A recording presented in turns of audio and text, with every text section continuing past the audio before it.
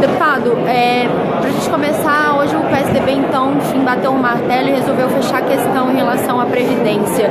Essa mudança, né, em relação ao fechamento de questão, mostra que eles estão querendo realmente conquistar esses votos e estão garantindo, são os votos que faltavam para colocar em votação aqui no plenário? O fechamento de questão mostra que eles não confiam na proposta que eles estão defendendo, que a proposta não é boa para o Brasil, que se fosse boa para o Brasil, quem vota a favor da proposta não precisava ser obrigado a votar a favor dela, né? Então é uma demonstração de que esta alteração na Previdência vai prejudicar e muito os trabalhadores de baixos salários que pretendam se aposentar com 2, 3 mil reais e que vão ter cortes de 20, 30, 40% no valor das aposentadorias se ela for aprovada. E o fechamento de questão também indica que Temer, Aécio, Alckmin estão todos juntos tentando sustentar um projeto que o Brasil não quer. Eu não acredito que eles vão conseguir aprovar a antirreforma da Previdência na base da truculência do fechamento de questão contra a vontade da maioria do povo brasileiro. O presidente Rodrigo Maia está bem firme falando que deve bater o martelo até amanhã em relação à data para o início, amanhã é o início das discussões e a data para começar a votação na semana que vem. O senhor acredita então que deve iniciar mesmo amanhã? Eu estou bastante seguro de que o governo não tem votos e não vai votar antes do encerramento deste ano legislativo. O ano que vem será outro embate. As pessoas que resistem, que têm a leitura como eu, de que esta antirreforma é negativa, que isso é uma exigência dos mercados financeiros especialmente, que querem e ganham muito dinheiro com a especulação e sempre querem arrancar mais alguma riqueza de um trabalhador que ganha 2, 3 mil reais. Então eu acredito que esta antirreforma não deve prosperar. Neste ano ela não deve ser votada e no ano que vem teremos novos embates. Então quem de fato quer resistir a ela deve se mobilizar neste período de férias parlamentares, de recesso, para pressionar os seus deputados que estarão perto das bases ouvindo os reclames da população. Esse fechamento de questão saindo do PSDB hoje, amanhã do DEM também, que está para se confirmar, são aí mais 40, 50 votos, que seria essa diferença do que o governo precisava para colocar em votação aqui a reforma. O senhor, qual é a estratégia, então, para a gente explicar da oposição em relação a isso, se eles conseguirem realmente conseguir colocar em votação a partir da semana que vem? O que a oposição está fazendo? A princípio era a estratégia da obstrução total, né, como o líder explicou ontem, da oposição. Não, nós vamos obstruir votações, porque o nosso número é bastante significativo para obstruir, porque mesmo esse fechamento de questão, que é uma violência do ponto de vista democrático, inclusive, que tem deputados desses partidos que não concordam com a proposta e, na verdade, querem fazê-los votar, obrigá-los a votar a matéria, né? Então, a obstrução permite com que muitos deputados faltem à sessão, que a hora da votação será um outro jogo. A minha visão é que a própria truculência do fechamento de questão mostra que o governo sabe que a proposta é ruim e sabe que não tem votos para ganhar. Vamos ver, isso é uma disputa muito grande, muito intensa, até a última hora. Eu hoje penso e avalio que o governo não conseguirá votar esta antirreforma da Previdência. Aliás, é o melhor para o Brasil. Para o Brasil, para discutir um pacto previdenciário com equilíbrio, com serenidade, não há nada mais democrático do que exigir de todos os candidatos a presidente da República.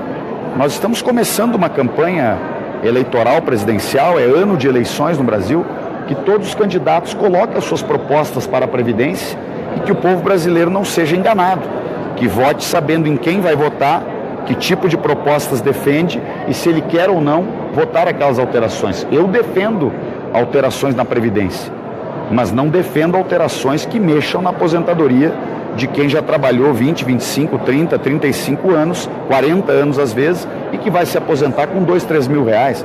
Não defendo que mexa na aposentadoria rural, que é um direito essencial de um salário mínimo para os trabalhadores rurais que começam a trabalhar, muito jovens. Não defendo que se mexa nas pensões, que o governo quer fazer agora, o governo Temer, alguém que tem um casal que tem um salário mínimo, um dos aposentados, o outro tem 2 salários mínimos, Se morrer o marido e deixar para a viúva uma pensão de 2 salários, o governo quer cortar quase 80% desta pensão, ou seja, a pessoa está vivendo com 3 mil reais, por exemplo, um casal aposentado, quando morrer o marido, a viúva vai ficar com 1.200 reais. São coisas inaceitáveis, isso aí não é combater privilégio em nenhum lugar do mundo. Aliás, tem muitas outras maneiras de combater privilégio. Por exemplo, exigir o respeito ao teto salarial do país. Tem muita gente ganhando mais do que o teto. Congelar os valores do teto por 2 ou 3 anos, que são os maiores salários, esses sim, devem ser congelados, os salários de ministros do Supremo, de deputados, de senadores.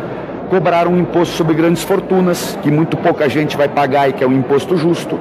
Cobrar imposto sobre lucros e dividendos.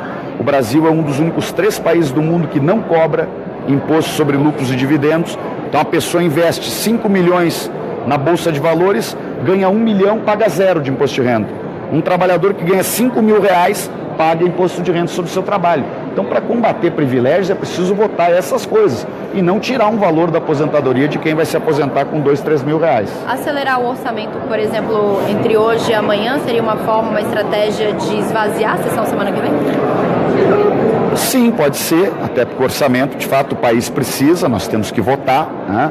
E a gente sabe que depois da votação do orçamento há uma desmobilização do parlamento. Nós não queremos, porque temos esta convicção de que esta antirreforma prejudica a economia brasileira.